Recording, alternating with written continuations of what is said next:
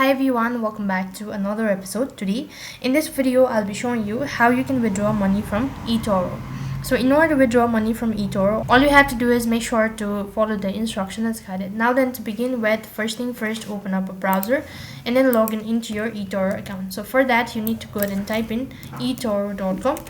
So in order to withdraw money from Etoro, all you have to do is just head over to your home page, and from here you can see in the left hand side bar there are multiple options. So scroll down a bit and you'll be able to find an option as withdraw funds right in between.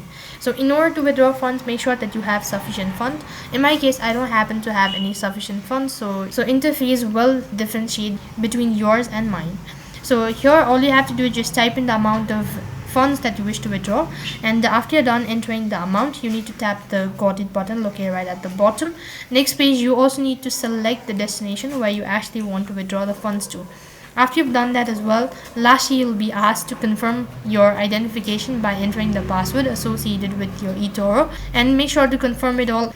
As soon as you do that, you've successfully withdrawn money from Etoro. So in this way you can withdraw money from Etoro. That is all for this video. I hope the video was helpful. Make sure to like, share and subscribe to our channel. Thank you for watching. See you in the next video.